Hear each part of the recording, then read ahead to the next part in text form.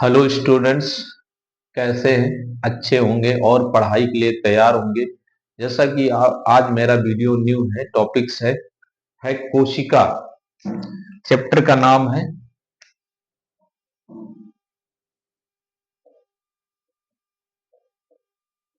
कोशिका जीवन की इकाई। The cell unit of life.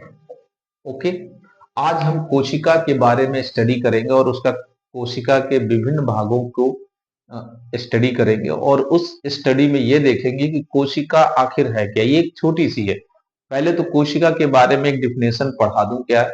कोशिका जीवधारियों की संरचनात्मक कार्यात्मक इकाई होती है जो चारों ओर से अर्धपारगम झिल्ली द्वारा घिरी होती है, जिसके अंदर समस्त कोशिकांग पाए जाते हैं, जिसमें स्वजनन की क्षमता पाई जाती, उसी को कोशिका कहते हैं। कोशिका की खोज रॉबर्ट हुक ने 1665 में बोतल में लगी हुई कार्क में मधुमक्खी के छत्ते के रूप में देखा और कोशिका नाम दिया। उनकी पुस्तक का नाम माइक्रोग्राफिया में उन्होंने कोशिका के बारे में उल्लेख किया। अब मेन आते हैं कि कोशिका दो प्रकार की होती, प्रोकैरियोटिक कोशिका और यूकैरियोटिक कोशिका, जिसमें हमें एक कोशिका के बारे में बताया, क्योंकि एक ये कोठरी के समान संरचना है। रोडोल्फ वर्च्यू ने इसे ओमनीस सेलुला ई सेलुला नामक का उल्लेख किया था। अब पादप कोशिका की आज पूरा क्लासिफिकेशन समझ आते हैं। पादप कोशिका प्लांट सेल को तीन भागों में बांटा जाए।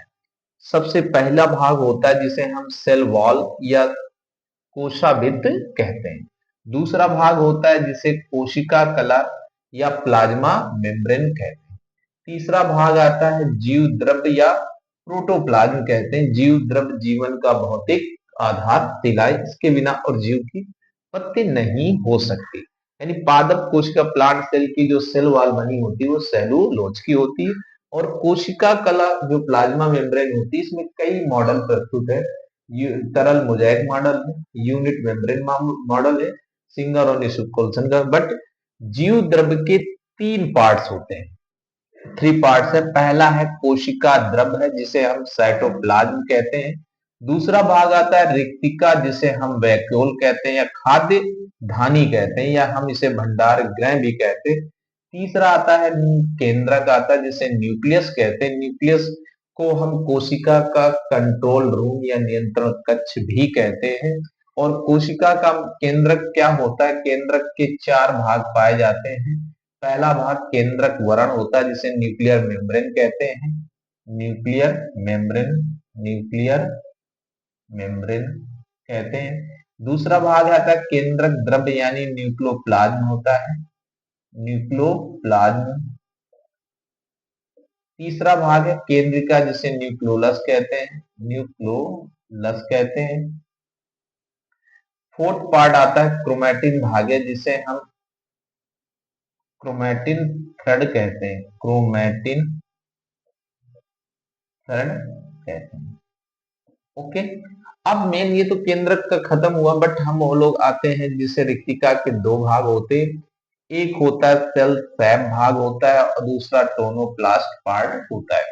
तो सेल सैप भाग में कोशिका कला पहला पॉइंट है, दूसरा है टोनोप्लास्ट है, तीसरा है कोशिका कला और टोनोप्लाज्म, यानी सेल मेम्ब्रेन या प्लाज्मा मेम्ब्रेन और टोनोप्लास्ट के बीच का स्थापक से सेल सैप। रिक्तिका को हम भंडार गृह के नाम से भी जानते हैं। कोशिका द्रवाते इंपॉर्टेंट रोल। कोशिका द्रव्य यानी साइटोप्लाज्म भाग में हमारे कई कोशिकांग आते हैं, जिसे हम कोशिका अंग या सेल ऑर्गन्स के नाम से जानते हैं। दूसरा भाग आता है हेलोप्लाज्म भी प्रेजेंट होता है, जिसमें कोशिका अंगक के रूप में अंतःप्रदम जलिका, जिसे इंडोप्लाज्मिक रेटिकुलम्स कहते हैं।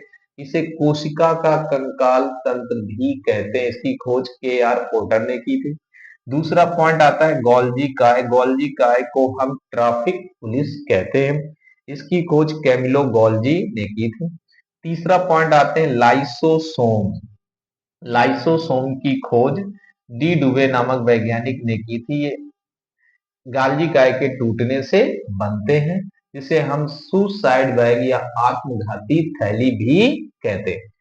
फोर्थ पॉइंट आते हैं माइटोकॉन्ड्रिया, जिसे सूत्र कणिका भी कहते हैं, इसे कोशिका का पावर हाउस भी कहते हैं या माइटोकॉन्ड्रिया कहते हैं। ओके, क्लोरोप्लास्ट, इसे कोशिका का किचन भी कहते हैं।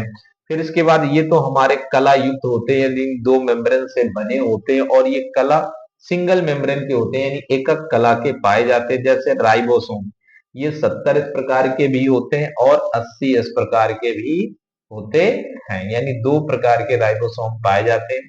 इसके बाद साइक्लोस्केलेटन होते हैं, जिसके दो भाग होते हैं, एक तंतु होते हैं, दूसरी नलिकाएं पाई जाती हैं। इसके बाद नेक्स्ट पॉइंट, 8वां पॉइंट है लोमोसोम्स होते हैं।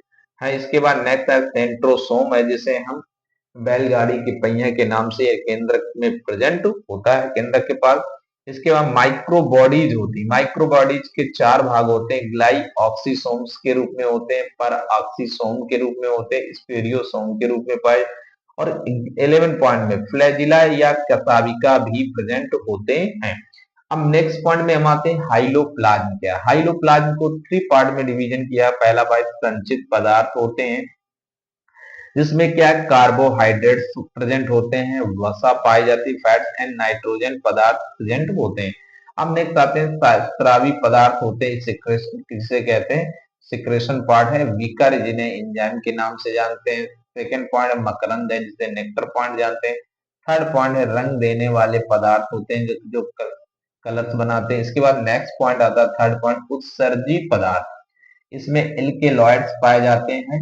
दूसरा टेनिन्स टेनिन्स पाया जाता है, और थर्ड पॉइंट लेटेक्स होते हैं। फोर्थ पॉइंट में रेजिन होते हैं। फिफ्थ पॉइंट में गोंद होते हैं।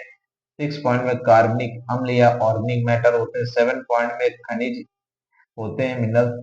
इसके बाद एट पॉइंट में वाष्पशील या सुगंधित तेल भी प्रेजेंट होता है।